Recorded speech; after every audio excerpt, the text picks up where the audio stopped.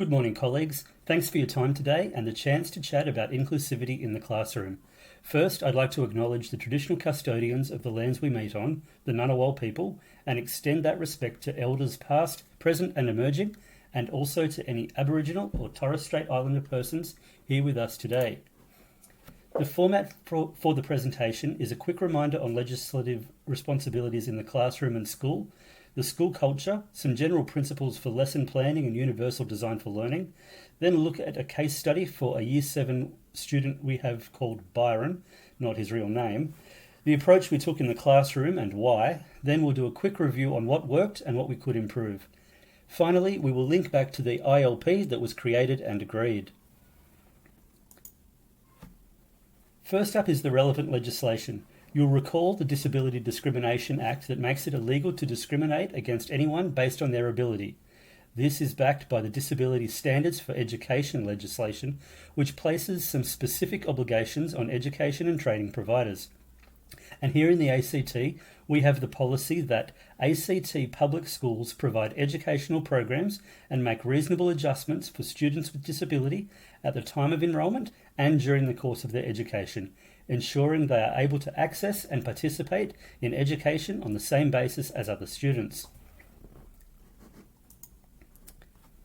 Here at Midtown High, we have a progressive and inclusive culture led by the executive team and demonstrated by our school policy that every child is welcome, valued as an individual, an important member of our school, and we will adapt and modify our approach to ensure every child has a chance to learn, as recommended by EDRICS. Consistent with this culture, we employ universal design for learning, as recommended by cast.org. This includes multiple means of engagement, representation, and action and expression. This is combined with quality differentiated teaching practice to ensure maximum educational attainment for all students. This means that there is less adjustment needed to accommodate students with diverse learning needs because we already have a culture, classroom, and curriculum that assumes full participation. This is recommended by the Australian Organisation for Inclusive Education. All means all. Consistent with this culture, we welcome to the school a young man who for this exercise we will call Byron. Byron was assessed as having several key characteristics that required addressing to ensure he had equitable access to learning and could develop socially and academically, and to assist him to build meaningful relationships with his peers. First is his assessment of ADHD. As noted by Rafalovich in 2008, framing ADHD has a variety of interpretations and is far from being a unified discourse, so it is critical that adjustments be tailored to the individual student. However, we do know from the APA Diagnostic Manual that ADHD is characterized by symptoms of impulsivity, hyperactivity, and inattention. Using the work of Brock, Jimison, and Hansen, we established a number of classroom practices that will be helpful for the entire class. This included shorter task duration, including breaking big tasks down into smaller tasks and taking breaks during long periods of classwork. Matching the task difficulty to the student's skill level. This avoids frustration and helps build confidence. Use teacher-directed activities instead of independent textbook or online seated types of work. Individual and class-wide peer tutoring, which is closely monitored by the teacher, helps model good behaviour for the student with ADHD, such as how to stay on task. Structure and organisation, along with timing, scheduling, and visual cues are helpful.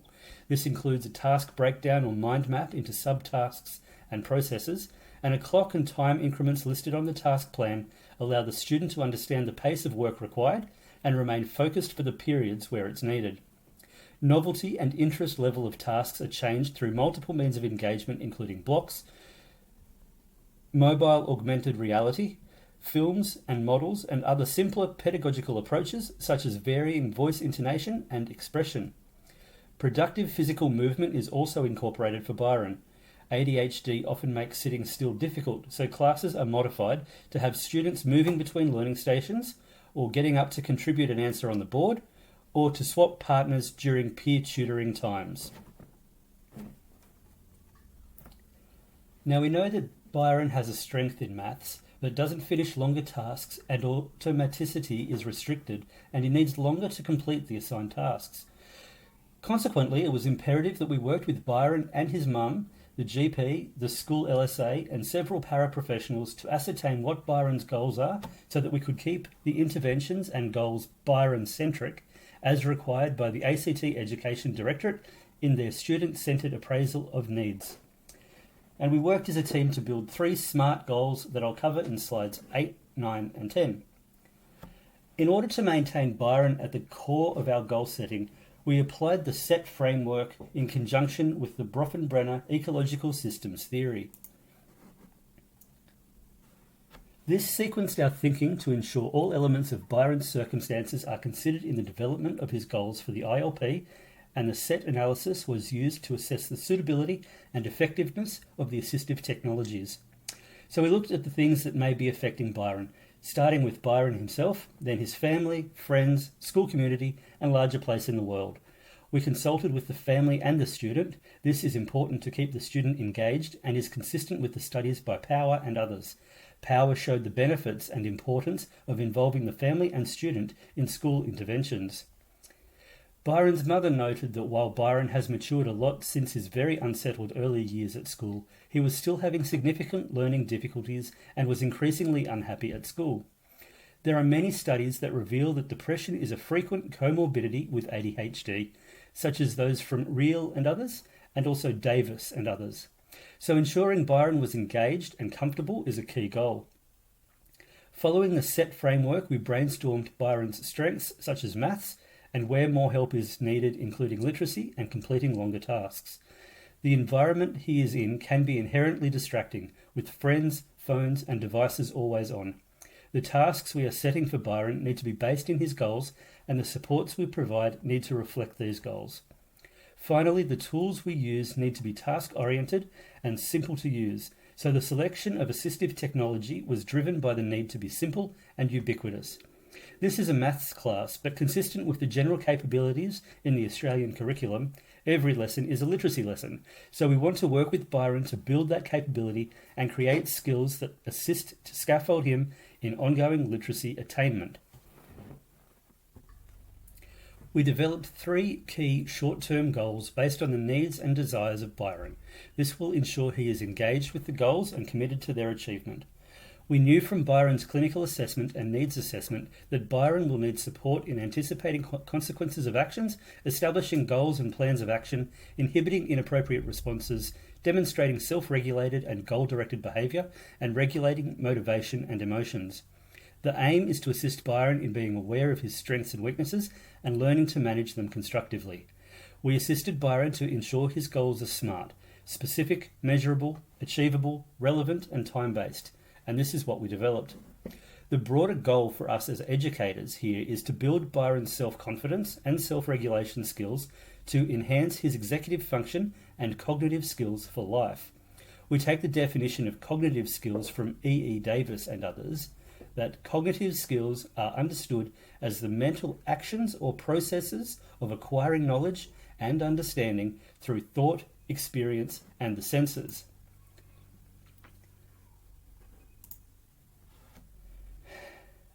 And we talk about executive functioning skills as referred to by Gazzaniga and others that describe them as higher order cognitive skills that enable self-control and include metacognitive skills of response inhibition, which is described as the suppression of actions that are no longer required or that are inappropriate, planning, which is described as a plan that can be represented as a hierarchy of sub-goals, and attention, which is described as the ability to attend to some things while ignoring others. So the 3 short-term goals for Byron are that by the end of week 4, he'll learn the 10 maths definitions used for the year and their meanings using the mobile augmented reality. By the end of week 6, he'll use the if-then plan to contribute to 90% of lessons.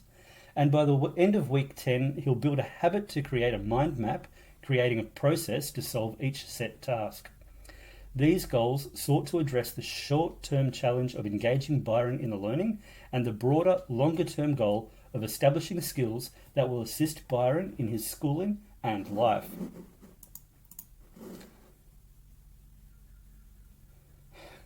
Goal 1, learn the terms.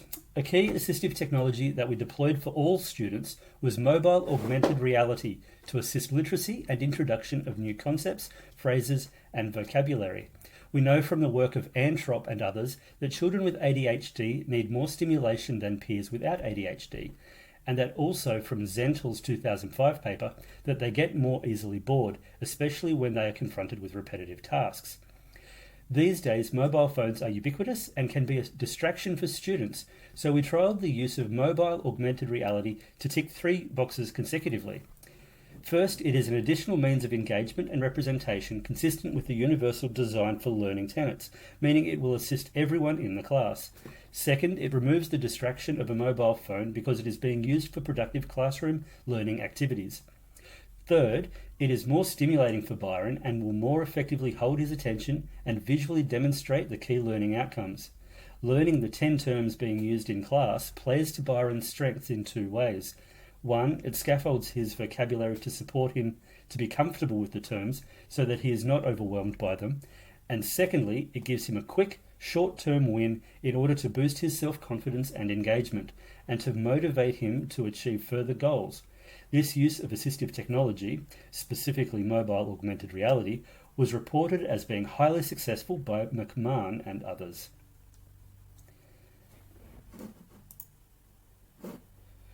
Goal 2, self-regulation and anticipating consequences. We then helped to create some goal-based self-monitoring supports for Byron, specifically through the use of if-then plans. We know from work completed by Freed and others that due to the self-regulatory shortfalls in children with ADHD, academic failure is frequent, and tools that aid controlling ADHD symptoms in school are an important element of treatment. We also know from the discussions with Byron and his mother that Byron wants to become better at this.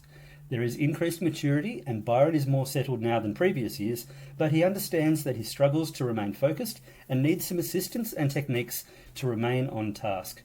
He stated that one of his weaknesses was falling behind other students due to inability to concentrate, and that one of his goals was to be able to see when he was getting off track and be able to get back on task without getting in trouble.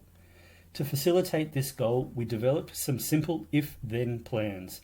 These are plans that specify a potential situation that may arise and the action that will be taken in that situation.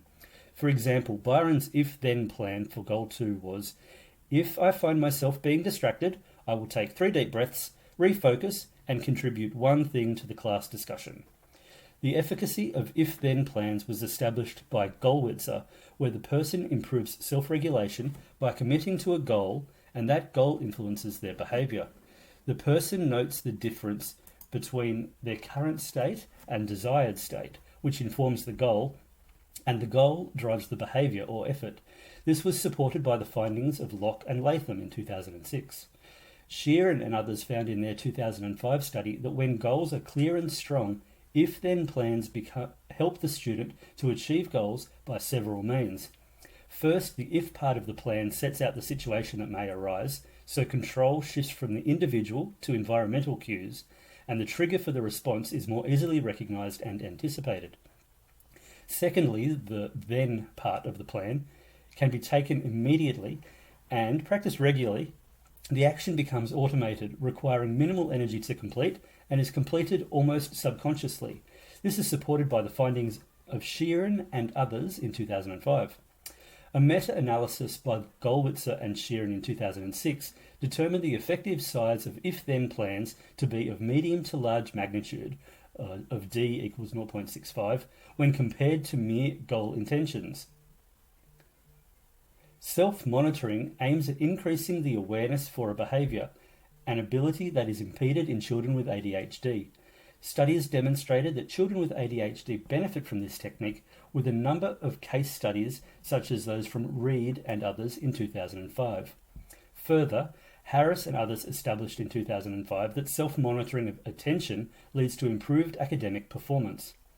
In summary, the self-monitoring through if-then plans allows Byron to exercise metacognitive skills by observing a gap between current and desired states, creating a goal-based decision, and having a plan that specifies when, where, and how he needs to act to reach the goal, thus understanding and anticipating the consequences of action versus inaction. Goal 3 was mind maps and task breakdown. Noting Byron's challenge in completing longer tasks and the despondency experienced when a task is failed due to incompletion, we sought to provide Byron with a skill and technique to address these challenges. Mind mapping is drawing a sequence of sub-processes or sub-goals that a student can follow sequentially to achieve the set task. For maths lessons, this involved recognising the task, drawing a timeline of subtasks and piecing them together. We want Byron to do this with every task received to build a habit of breaking down a large task that may appear overwhelming into a number of achievable subtasks.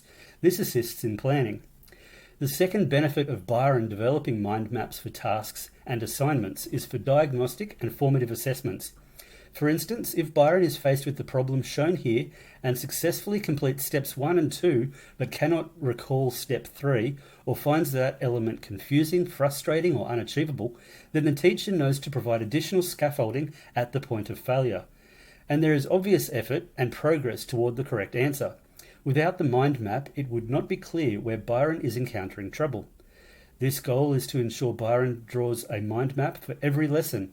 The SMART goal refers to the lessons of week 10, as there will be a learning curve to build the skill. We also applied some specific individual differentiation strategies for Byron. This was in addition to the strategies that applied to the whole class for Byron's benefit.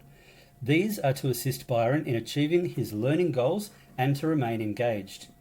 First is the provision of additional time for the completion of assessments.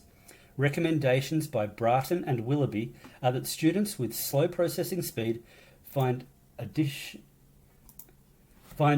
time or less limited time is beneficial in achieving the requirements of the task, allowing such students the capacity to utilise their own strategies to understand the task, assess the required outcomes, process the problem, synthesise their learnings and achieve the result. As such, we are allowing Byron to take the assessment task home to work on in a time frame that suits him and best allows him to showcase his talents. The mind mapping exercises will also be part of the assessment rubric for Byron. This will allow him to show that he understands the steps involved in the task without having to fully calculate the entirety of the question for times when he gets stuck. This will provide valuable assessment information to the teacher, as well as assisting Byron ascertain his progress. The mind map will be a good bridging opportunity for Byron, where, if he has not successfully completed a task, he will still be able to demonstrate his progress, understanding, and some output toward the correct answer. The benefits of mind mapping for students with ADHD were reported by Kajka and Kulik in 2021. Brain breaks and Take 5 card were also implemented to ensure bursts of attention could be interspersed with short breaks to prevent overload or fatigue. Byron was provided with a card that allowed him to take a 5-minute break whenever he felt he needed it. This allows him to seek respite from overwhelming tasks and includes options such as fidget toys, noise-cancelling headphones, use of the purpose-built quiet space at the side of the classroom, a short walk outside, or other activities that Byron finds useful for releasing tension. Research by Teresa Baker found that short breaks like these, when required by the student, assisted with management of ADHD behaviours, leading to enhanced goal orientation and self-motivation. The if-then plan also included reference to the use of these breaks, including Byron's statement, "If I feel so overwhelmed that I want to hurt something, then I will use my Take 5 card and squeeze a fidget toy."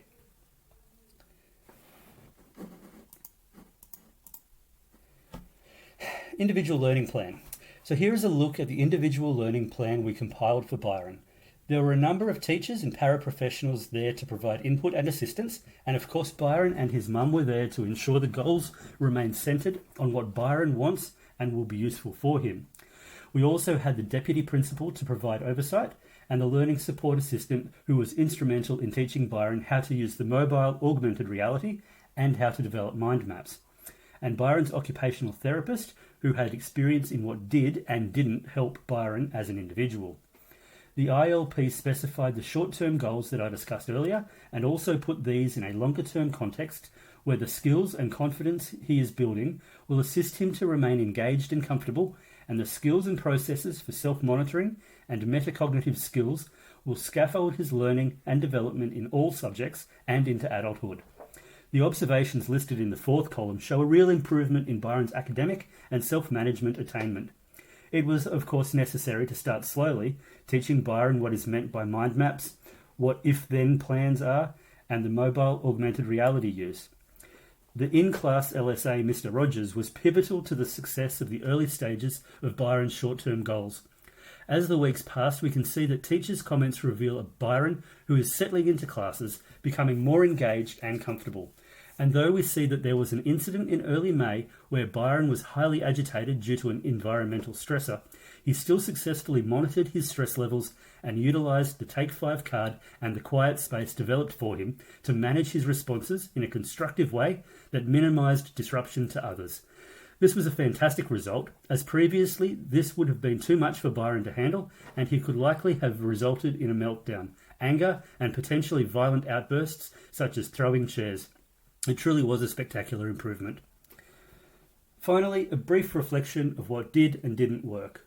The if-then plans worked well to build resilience and to anticipate environmental cues that could result in inappropriate responses and to allow Byron to have a constructive response that helped him. The mind mapping worked well once Byron became comfortable with drawing them and figuring out the steps between the start and finish. This took quite a few weeks as the concept was new to Byron, so we needed to build his understanding of what they are, how to do it, and how to use it to benefit each situation and class task.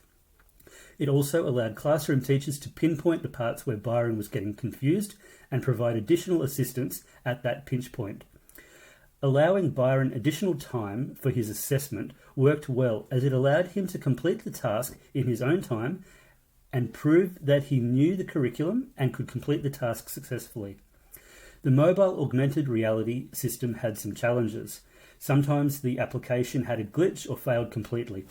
It was difficult for the teacher to duplicate the screens of students in a timely manner. If anyone is considering the use of mobile augmented reality, I'd suggest doing a training course with other interested teachers to work out the challenges that a group will face and to develop a process to utilise it in a way that uses class time efficiently.